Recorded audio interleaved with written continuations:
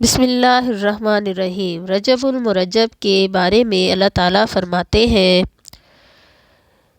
ماہ رجب میرا مہینہ ہے اور بندہ میرا بندہ ہے، اور رحمت میری رحمت ہے، لہٰذا جو شخص اس مہینے میں مجھے پکارے گا میں اس کا جواب دوں گا، اور جو مجھ سے مانگے گا اس کو عطا کروں گا۔ ماہ رجب کی فضیلت احادیث کی روشنی میں قال اللہ تبارک و تعالی جعلت ھذا الشہر رجب جبل بینی و بین عبادی فمن اعتصم بہ وصلی بہ۔ خداوند مطالعہ فرماتا ہے، میں نے رجب کو اپنے اور اپنے بندے کے درمیان رسی قرار دیا، پس جو شخص اس سے متمسک ہو جائے گا وہ مجھ تک پہنچ جائے گا۔ تاریخ اسلام میں ماہ رجب کی متعدد تاریخی واقعات پیش آنے کا ذکر ہے۔ ان میں سے ایک ہجرت حبشہ اول ہے، جب مسلمان اہل مکہ کی سختیاں برداشت کرنے سے عاجز آ کر بآذان رسول اللہ صلی اللہ علیہ وسلم عازم حبشہ ہوئے۔ اس قافلے میں باختلاف روایات 12 مرد اور 4 عورتیں تھیں۔ سیدنا عثمان بن عفان رضی اللہ تعالیٰ عنہ قافلے کے سالار اور مہاجر تھے۔ یہ سن 5 نبوی کا واقعہ ہے۔ سر لامکاں سے طلب ہوئی سوئے منتہا وہ چلے نبی۔ قرآن پاک میں بنی اسرائیل کی پہلی آیات میں اس واقعے کا ذکر موجود ہے، جو معراج یا اسراء کے نام سے مشہور ہے۔ احادیث میں بھی اس واقعے کی تفصیل ملتی ہے۔ شب معراج انتہائی افضل اور مبارک رات ہے، کیونکہ اس رات کی نسبت معراج سے ہے۔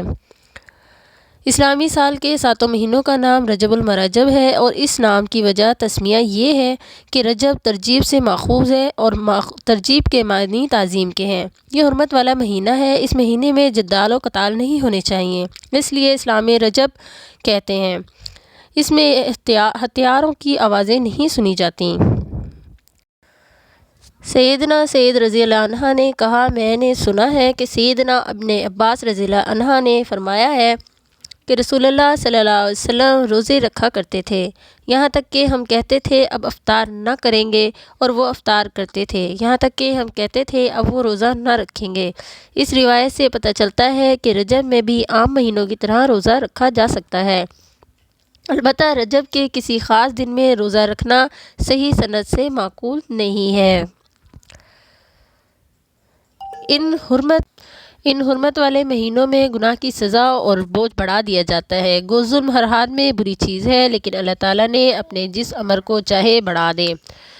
دیکھیے، اللہ تعالیٰ نے اپنی مخلوق میں سے بھی پسند فرما لیا، فرشتوں میں، انسانوں میں سے اپنے رسول چن لیے، اسی طرح کلام میں اپنے ذکر کو پسند فرما لیا، زمین میں مسجد کو پسند فرما لیا، مہینوں میں رمضان المبارک کو اور ان 4 مہینوں کو پسند فرما لیا، دنوں میں جمعے کے دن کو، رات میں لیلۃ القدر کی رات کو۔ پس تمہیں ان چیزوں کی عظمت کا لحاظ رکھنا چاہیے جنہیں اللہ تعالیٰ نے عظمت دی ہے۔ مختصراً یہ کہ رجب کا مہینہ رمضان کا پیش خیمہ ہے۔ اس مہینے میں خاص طور پر ترک معاصی کی کوشش کرنی چاہیے، چونکہ ہر انسان کسی نہ کسی پہلو سے مطلع معصیت ہے، لہٰذا اسے گناہوں کو چھوڑنے کی جدوجہد کرنی چاہیے۔ تو ویورز، اگر آپ کو ویڈیو اچھی لگی تو شیئر کریں، لائک کریں، کمنٹ کریں، اور اگر چینل پر نیو ہیں تو سبسکرائب کریں۔ ملتے ہیں نیکسٹ ویڈیو میں کسی اچھے ٹاپک کے ساتھ۔ اپنا بہت خیال رکھیے گا۔ اللہ حافظ۔